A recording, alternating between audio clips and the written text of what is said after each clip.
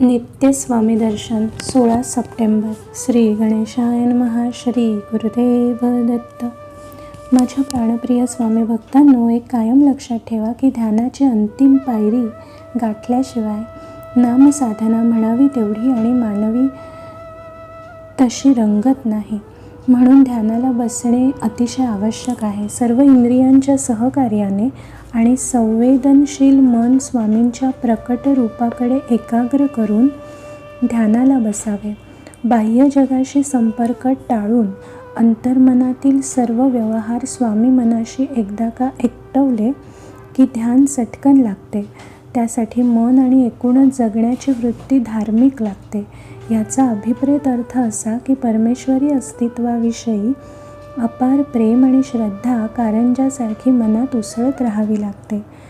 शरीर सुखदुःखाच्या रागलोभाच्या लाभा अलाभाच्या पलीकडे मन गेल्याशिवाय परमेश्वरी अस्तित्वाची सत्य जाणीव होत नाही. हे खरे तर त्यासाठी प्रथम लक्षात यावे लागते.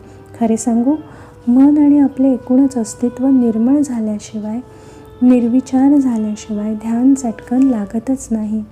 एकदा का आपण परमेश्वरी अस्तित्वाविषयी मनाने आणि पाचही ज्ञानेंद्रियांनी रत झालो की सुप्त अवस्थेतही जागृत असलेली शब्दांची दुनिया अस्तंगत होते. त्या क्षणी निर्विचार मौन अवस्था सुरू होते. ही खरे तर ध्यान साधनेची पूर्वतयारी. ही पूर्ण झाली की सहज साध्य ही दुर्लभ अवस्था दृष्टीपथात येते.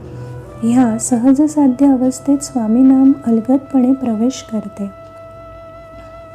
तो सर्वोत्तम आनंदाचा क्षण म्हणजे साक्षात्कार. स्वामींच्या अखंड नामस्मरणाने भारलेली ही ध्यान अवस्था प्राप्त होणे ही मानवी आयुष्यातील रंगलेली भक्ती कहाणी आहे. ती खरे तर अलौकिक गोष्ट आहे. वास्तविक हा स्वामीनामाने रंगलेला ध्यान अवस्था नेणिवेच्या पातळीवर अष्टोप्रहर रेंगाळत राहतो. अशा भक्तमंडळी खूप भाग्यवान असतात, कारण स्वामी त्यांना या ध्यान अवस्थेत भेटतात, त्यांच्याशी भक्तिसंवाद साधतात. अशा भाग्यवान ध्यान साधनेची फलश्रुती शब्दात मांडता येत नाही. तो फक्त अनुभवण्याचा विषय असतो. श्री दत्तावतारी श्री स्वामी समर्थ ध्यान अवस्थेत जाणवतात. किंबहुना आपण असे म्हणूया की स्वामी श्री दत्तावतारी आहेत हे शब्द माध्यमातून जाणवलेले सत्य ध्यान अवस्थेत गेल्याशिवाय प्रचितीलाच येत नाही.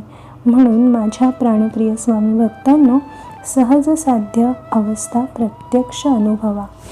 श्री गुरुदेव दत्त.